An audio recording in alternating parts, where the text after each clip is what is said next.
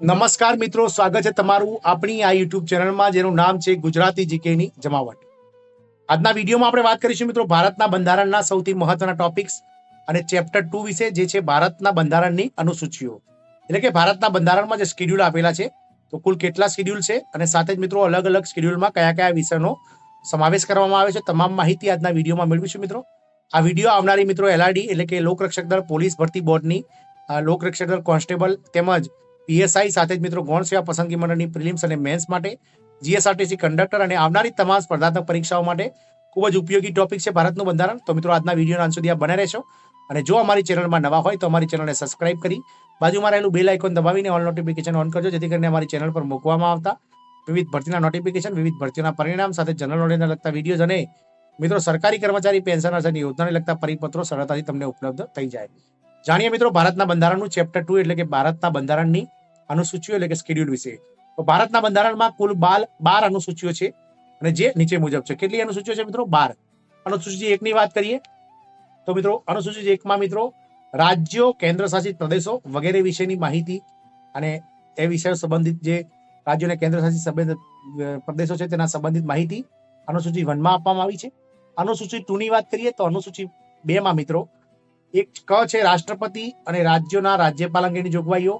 ખ છે મિત્રો જે બંધારણીય જે સુધારા છે તે રદ કર્યો છે અને એને રદ કરવામાં આવ્યો છે. ગ છે લોકસભાના અધ્યક્ષ અને ઉપાધ્યક્ષ તથા રાજ્યસભાના સભાપતિ અને ઉપસભાપતિ અને રાજ્યની વિધાનસભાના અધ્યક્ષ અને ઉપાધ્યક્ષ તથા રાજ્યની વિધાન પરિષદના સભાપતિ અને ઉપસભાપતિ અંગેની જોગવાઈઓ છે.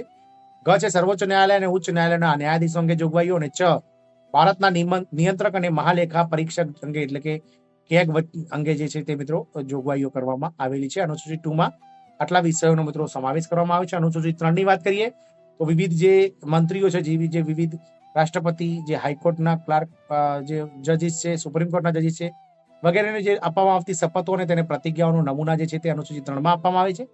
અનુસૂચિ 4 ની વાત કરીએ તો અનુસૂચિ 4 માં મિત્રો રાજ્યસભામાં બેઠકોની ફાળવણી સંબંધિત અનુચ્છેદ 4 અને 80 નંબર જે છે તેમાં મિત્રો આપવામાં આવેલી છે.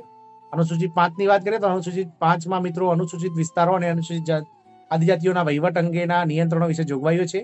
તેમાં ક સામાન્ય છે, ખ અનુસૂચિત વિસ્તારો અને અનુસૂચિત આદિજાતિઓનો વહીવટ અને નિયંત્રણ, ગ છે અનુસૂચિત વિસ્તારો અને ઘ અનુસૂચિત સુધારો કરવા બાબત. આ 5 વિષયો મિત્રો અનુસૂચિ 5 માં સમાવેશ કરવામાં આવે છે.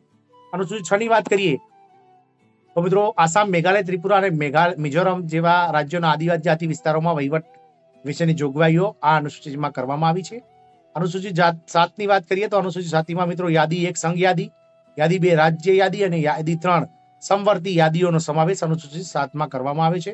અનુસૂચિ 8 ની વાત કરીએ તો ભારતની માન્ય 22 ભાષાઓનો જે મિત્રો વિષય છે તે અનુસૂચિ 8 માં આપવામાં આવે છે. અનુસૂચિ 9 ની વાત કરીએ તો અમુક અધિનિયમો અને વિનિમયોની કાયદેસરતા જે છે તેમાં સમાવેશ કરવામાં આવી છે.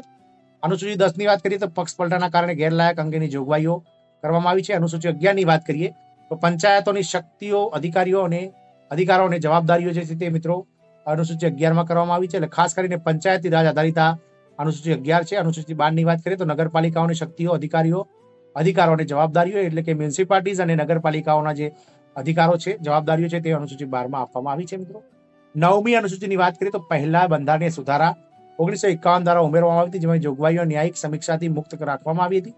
પરંતુ 2007 માં સર્વોચ્ચ ન્યાયાલયના ચુકાદા મુજબ 1973 પછી 9મી અનુસૂચિમાં ઉમેરાયેલી કોઈ પણ બાબત ન્યાયિક સમીક્ષાને પાત્ર છે. 10મી અનુસૂચિ 52મો બંધારણીય સુધારો 1985 માં જે પક્ષ પલટા વિરોધી કાનૂનથી સંબંધિત છે.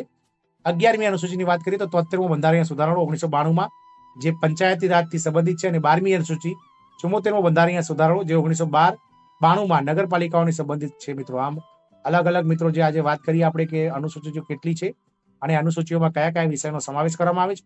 ભારતના બંધારણને અનુરૂપ જે છે આવનારી પરીક્ષાઓમાં મિત્રો ક્યાંક અનુસૂચિઓ વિશે પ્રશ્ન પૂછાય તો આવા વિડીયોઝના માધ્યમથી તમે આ પ્રશ્નનો જવાબ આપી શકો તેવી આશા છે. જય હિન્દ.